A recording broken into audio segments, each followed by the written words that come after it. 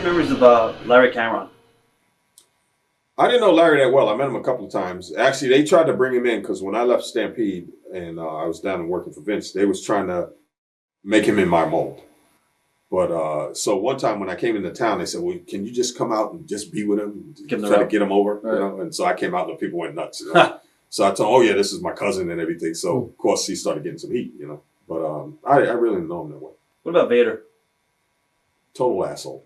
Why is that? The guy believed his own BS, you know. Like we were in one town one time, and it's Vader and Brad Riggins and myself. We're in a 6-man tag. We're against Choshu, I think Kendo Kimura and one other kid. And Choshu was the boss then, right? So they came to me. They would always come and tell me to finish because they figured I was the senior, right? So they said, "Alan," they said, "Choshu's sick today. Don't go too long in the matches, right?" So, okay, fine. No problem. Hey, the less time, the better for me. I don't care, you know. So I told Brad, I said, "You got any?" I said, "Brad, no problem, right?" Looking over, he's pouting. "What's wrong with you?" "I can't get none of my high spots in." I said, "Are you crazy?" I looked at Brad. We looked at each other, so laughing and said, "This guy's a total mark, man. What do you do? If they tell you to go less time, you should be happy. Less time you have to spend in the ring, the less time chance you got to wind up getting hurt, you know." What about Chono? Chono was a good guy. Yeah, he was my junior also, and they made him a boss there, but he was good people. What happened with the snake in Mexico? Was there a snake story? Yeah.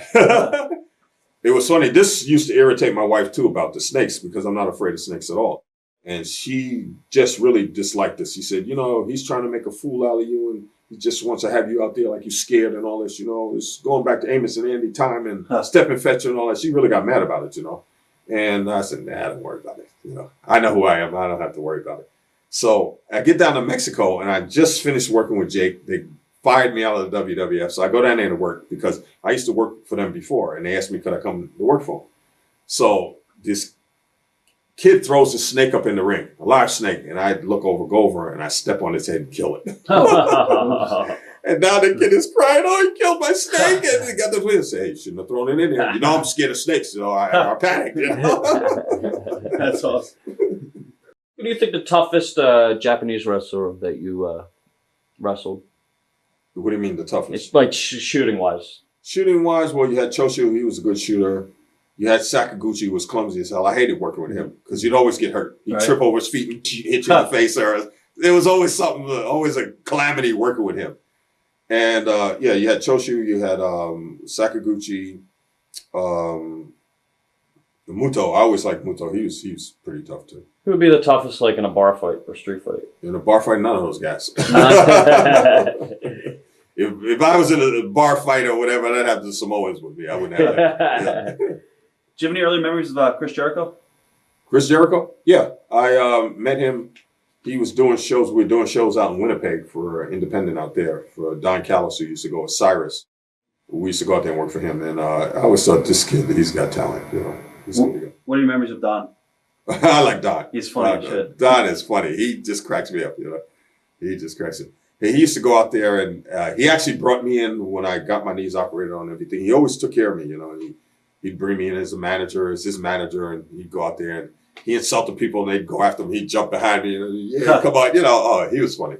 He was good. You also worked with Christian a little bit, Christian Cage. Yeah, he's another one too. We used to call him Fifi all the time because he used to do this male nurse when he first started, right?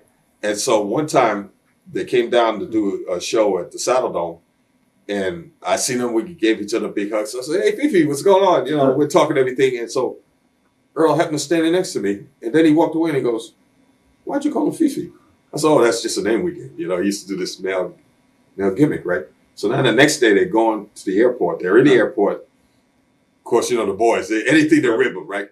They have a page. "Well, Mr. Fifi, please come pick up the white phone. You got a message," you know. I go, "Who the hell is that?" You know, he figured it was I that did it, you know.